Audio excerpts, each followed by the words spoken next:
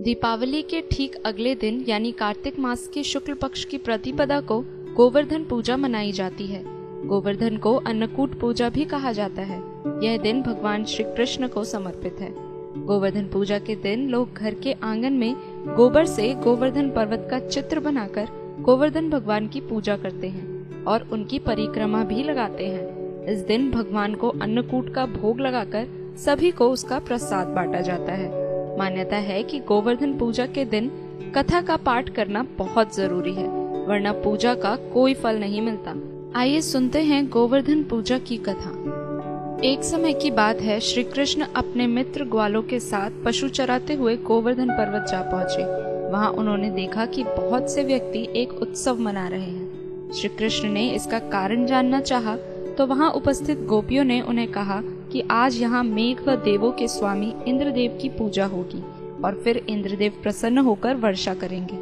फलस्वरूप खेतों में अन्न उत्पन्न होगा और ब्रजवासियों का भरण पोषण होगा।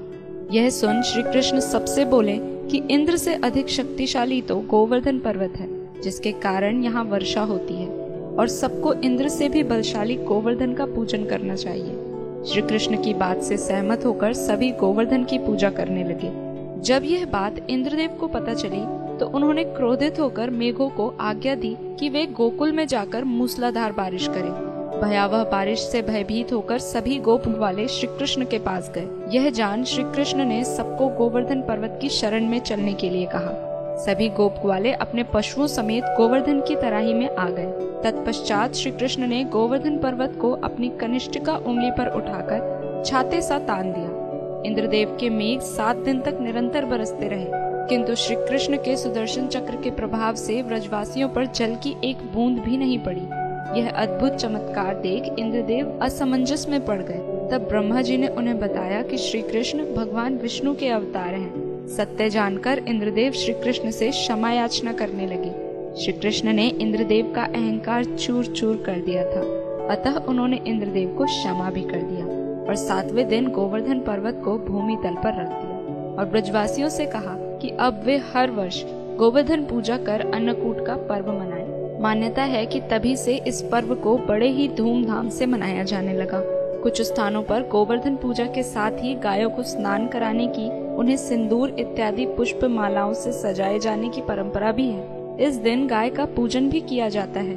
तो यदि आप गाय को स्नान कराकर उसे सजा सकते हैं या उसका श्रृंगार कर सकते हैं तो कोशिश करिए कि गाय का श्रृंगार करें और उसके सींग पर घी लगाएं और इसके बाद गाय माता को गुड़ खिलाएं। मान्यता है कि ऐसा करने से लक्ष्मी जी अत्यंत प्रसन्न होती हैं और जातक के जीवन में सुख समृद्धि का वास होता है।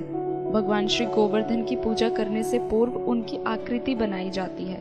जब गोवर्धन की आकृति तैयार हो जाए तो मध्य में भगवान श्री कृष्ण की मूर्ति रखें। साथ ही नाभि के स्थान पर 1 कटोरी जितना गड्ढा बना लें और वहाँ 1 कटोरी या मिट्टी का दीपक रख दें। इसके बाद उस पात्र में दूध, दही, गंगाजल, शहद और बताशे इत्यादि डालकर पूजा करें। इसके बाद गोवर्धन पूजा मंत्र का पाठ करें और कथा का श्रवण करें। इस प्रकार गोवर्धन की पूजा करने से अत्यंत शुभ और फलदायक फल की प्राप्ति होती है। जीवन में सुख समृद्धि बनी रहती है और भगवान श्री गोवर्धन की कृपा व्रजवासियों सहित सभी जातकों पर बनी रहती है। आप सभी को गोवर्धन पूजा की हार्दिक शुभकामनाएं।